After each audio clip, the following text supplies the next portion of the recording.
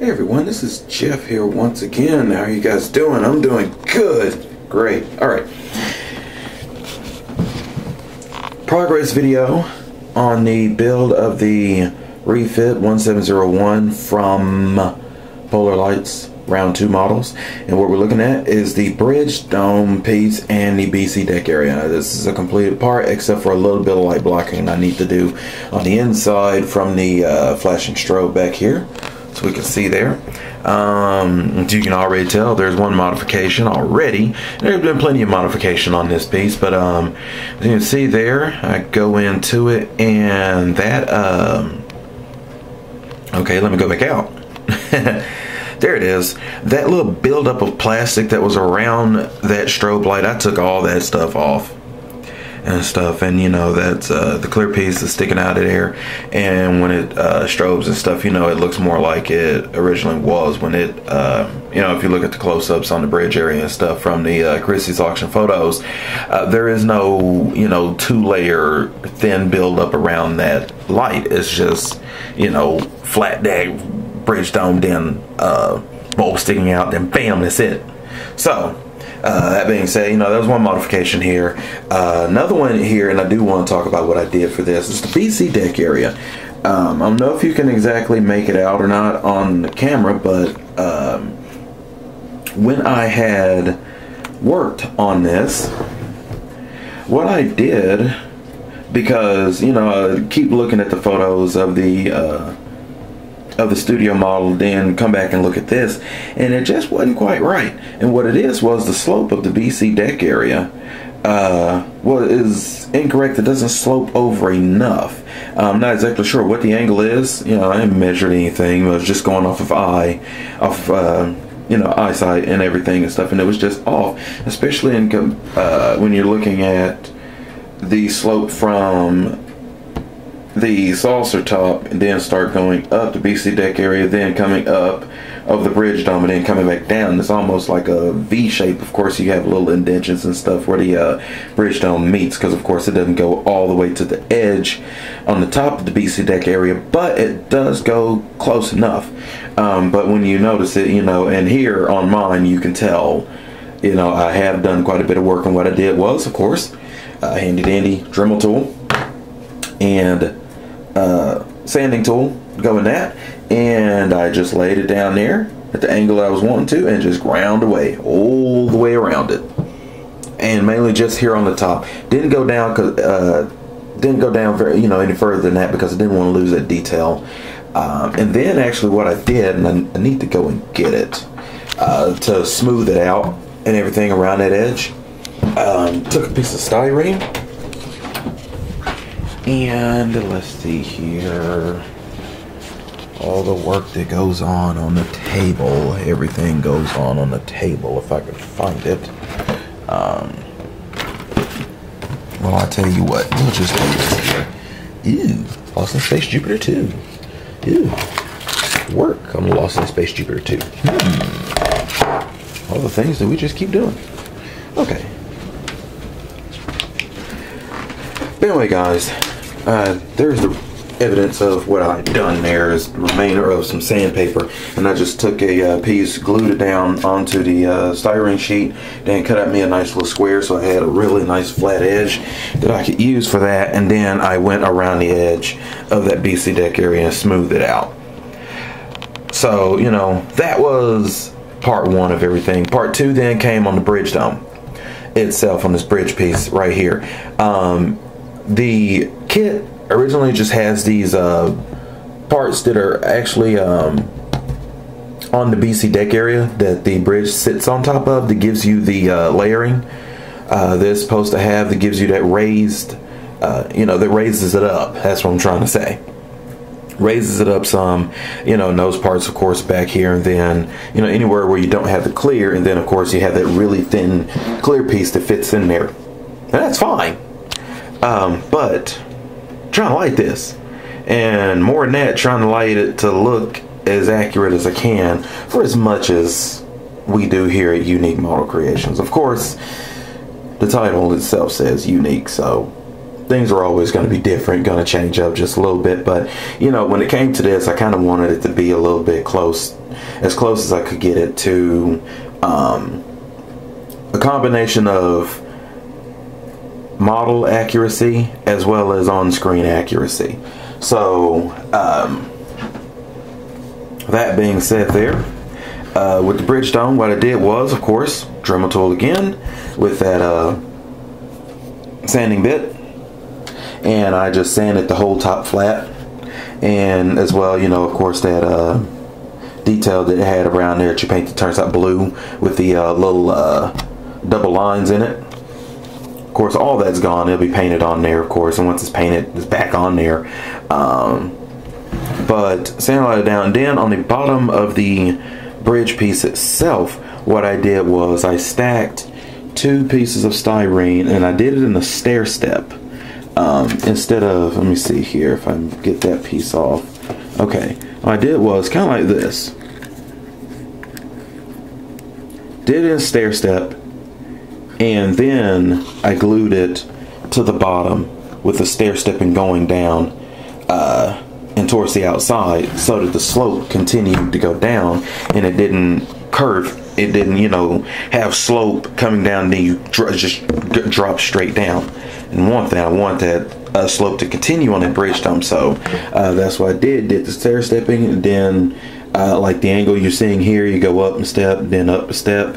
That would have been over here on the port side, and you know, it would have gone down, then stair step out, and then of course got the Dremel tool with the sanding bit and sanded it down flat to match the angle of this. Then of course I actually angled the bridge dome in itself a little bit more to kind of give me a little bit more of a match with the BC deck area as well, to give me that more screen accurate look. Now of course, you know, 2 pieces stacked together, bridge dome was quite high, so I sanded it down to about the thickness of, you know, 1 and maybe a quarter on the second piece of styrene that was glued together on that, because I didn't want it to be too high either. That just always just kind of looks a little wonky and weird to me.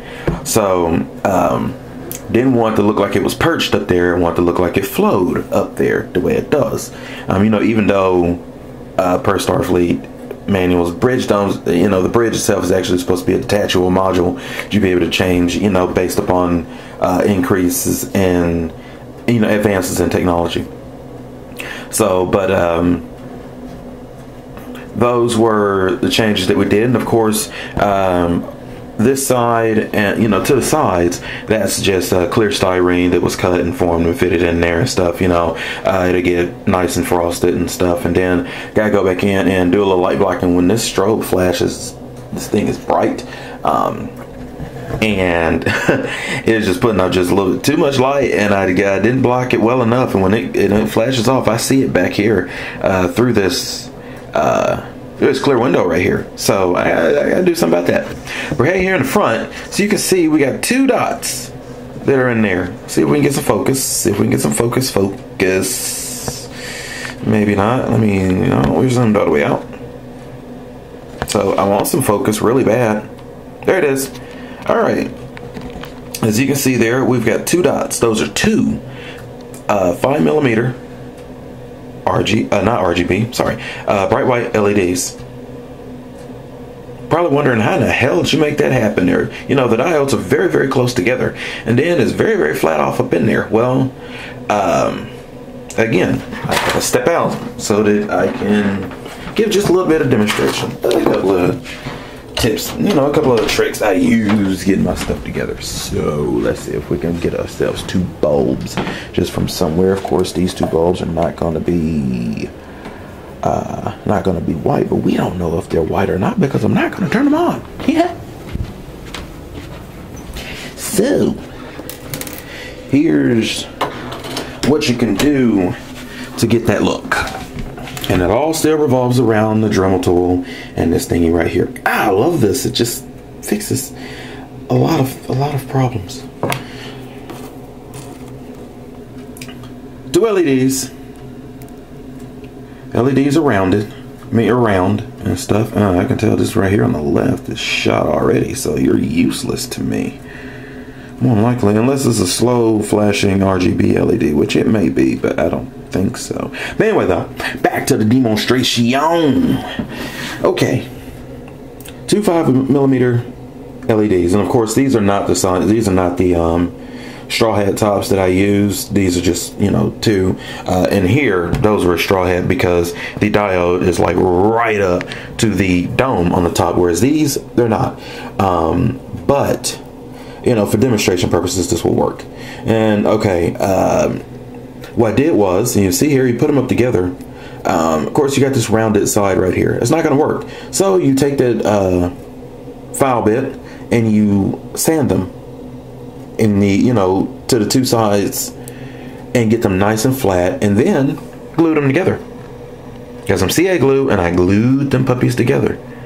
So, you know, it's like a double light right there in one. And I didn't, but what I didn't do was run them in a series as far as the wiring goes. They're still parallel. They're still, you know, have their own individual lighting. Both of them have a 512 ohm resistor on them, and of course both of them have their own negative going, you know, out and towards, you know, to the power, and the negative as well, so that they're both casting their own individual brightness, as bright as they're supposed to be, with the current 9-volt 2 amp. But like I said in the previous video, that's not enough. But and what happens is, in series, the LEDs actually lose brightness. Versus if they're done in parallel, they maintain their own individual brightness. In series, they lose it. So wasn't going to do that, at least the way I'd been doing it. And I'm pretty sure there's another way to be done. I haven't come across yet. Once I find out one way and it works for me, I stop right there. I'll experiment later on what works in these kits for me. That's what I'm using. You know, they both have their brightness, and then of course, so that it fits off up in there, of course, just sand it down all the way around except for the tips. I always leave the tips rounded so that it projects the light out, like projectors on the like projector headlights on an automobile. I leave the tips alone because once you sand it down, it disperses light, but it also dims it a little bit. You can sand it down with increasing sand, increasing in grit sandpaper, and get it back to what it's supposed to, but the roundness of the tip of an LED projects that light sharper, and it actually gives you a it gives you a sharper line, and it's not just a bathing of light. You know, even if you can regain the brightness, it's still just too broad. And you know, for this, you know, you kind of want to have it more, you know, at certain spots on there, which this does even with two LEDs. But that's the look of it, because if you ever look on screen, there are two lights inside of the bridge dome, whereas everywhere else where you got spotlights, you just see the one. But in the bridge dome, there were two, and I wanted to have that, so we obtained it. That was nice. So that's the work that has been done on the bridge. And as far as the rest of the model goes, just a lot of wiring and this thing. What we have here is the SNS1 nav strobe board from these guys, Starling Technologies. I like this board for two reasons. Well, I like these guys for two reasons. One, this board has multiple options on it, as you can see by the switch there, and the 1-2 on, and I'll go over that here in a moment. But for two, got the card up here, mainly just to show off that background that's on there. If you ever visit starlingtech.com, website's right there. Thank you very much, guys. The image is done by Jeffrey Gaskin.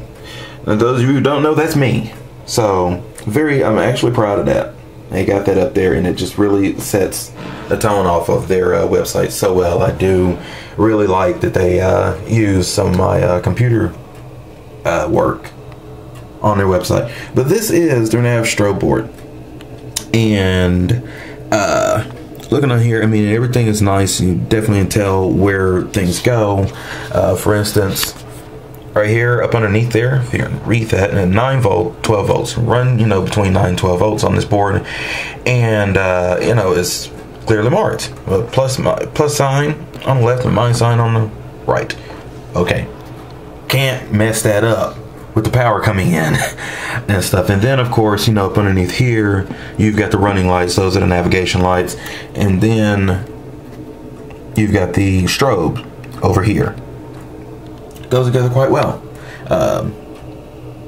And like I said, it has options. It can be run for either the 1701 Refit, the 1701A, or the original TOS Constitution USS Enterprise. That's cool.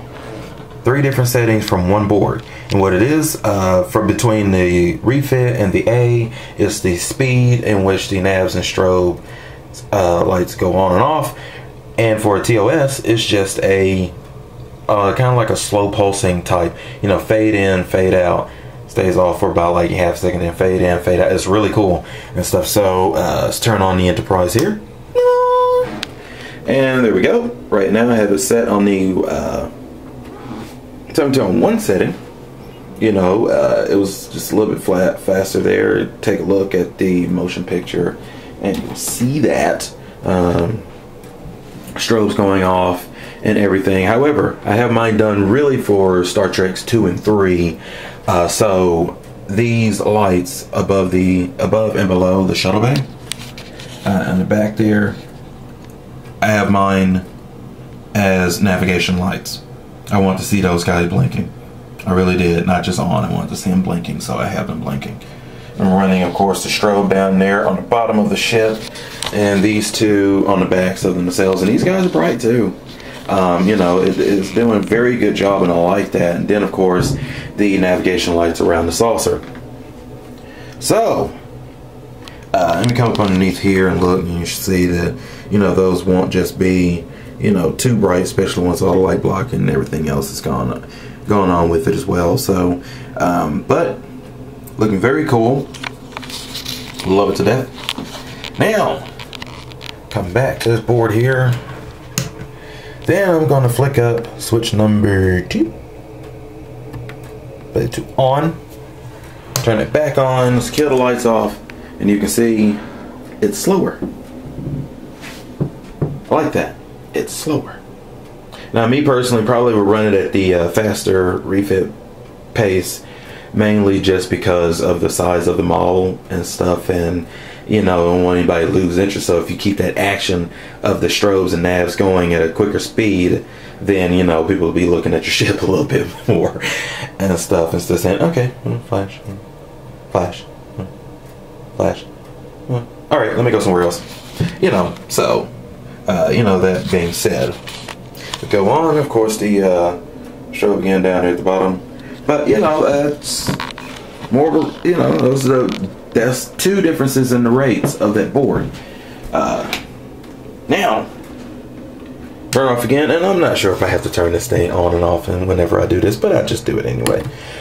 Turn number 2 back off. Turn number 1 on, and turn it on. Now, you just be using a strobe side for this, but look at the strobe lights on the nacelles. That's for the TOS Constitution. More of a 1966 look to it. You know, just pulse on, go off, on, off, on, off. I like that. I really do. So I get another 1350 TOS Enterprise. I will be getting that board yet again. Now I have, you know, to have that look. And of course, you know, all of my TOS video, you know, DVDs are the remastered versions, of course. I like the updated special effects. Kind of puts it more in line with the rest of the entire Star Trek universe. I never really paid very much attention to the nav and strobe lights, mainly because when I built my TOS, of course, I was looking more at the CG model that I found and based mine off of, versus the actual, you know, on-screen TV look studio model as well. But that right there, right now, that bridge dome, that's progress that's been made on this kit. We're cranking right along, actually. I have the nav lights to put into the top of the saucer, and that's it, guys. That is it. And a little bit of light blocking to do, but then after that, that saucer top goes on, and we're ready for just, you know, a little bit of putty work. Because I'm finding out, as far as eliminating seam issues and stuff, and one that I am finding from the impulse deck to here, this is going to have to get sanded down a little bit because it's giving me a seam, giving me a major crack down here on the bottom whenever I dry fit it together, and it presses all the way down, which is cool. So, and then of course, what I love to do is just to sand all the way around the edge, get it nice and flat and stuff. And do the same around here. Not only does it help with the glue joint, but it also helps as well with the seam, so everything is nice and flat, and you push it together and it goes together. Of course, make sure it's nice, clamp, tape, everything I can think of to make sure I don't have any issues. So you can see here, there's my light for the impulse crystal, which is blue. It's always on blue. You know, works out pretty good. And you see up in there, there is that room.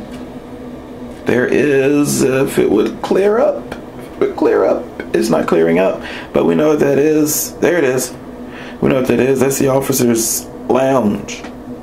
Refit Constitution was the officer's lounge. Enterprise A was the officer's mess.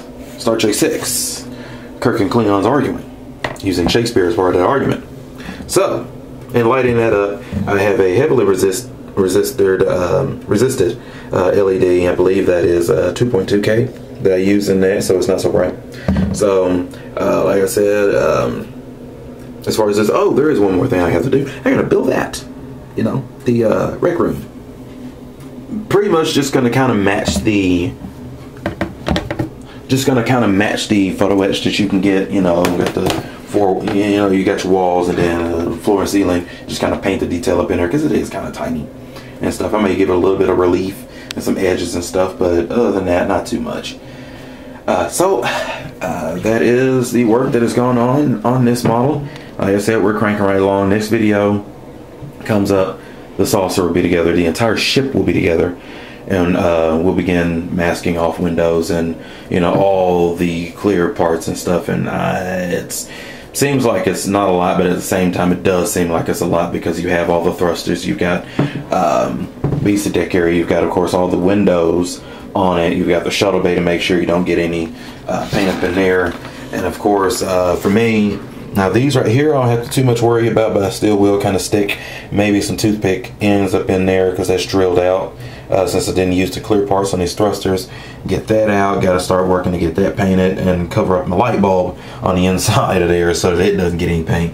Torpedo launchers and all the spotlights. I want to make sure that this look right here that you have with this ship bathing itself in light, that it looks like that once it's been painted and I pull all the masks off. Flat out. I said with the refit and the with this starship right here, the spotlights is what makes the ship, and it's very, very cool. So I continue on working on this, and as a matter of fact, speaking of spotlights, give me just 1 second. I'll be right back. I want to show you guys with that main spotlight on, for main registry on top. Be just 1 second. Alright, and here we go. Got that hooked up there. No issue at all. And you see the way that light spread and stuff with that double LED we got going on. It's really nice and bright. I did move that bridge dome up just a little bit as well. Just a little bit. I mean, you're talking maybe 1/4 of an inch. I moved it forward since I did all that sloping and slanting of the BC deck area. So, you know, there is that light, that nice, beautiful main spot registry there going on, and it looks fantastic. So, pull back here, a nice shot. I continue to work on this. Those of you out there building models, continue to build them. I'm gonna keep working on this. I will see you guys later.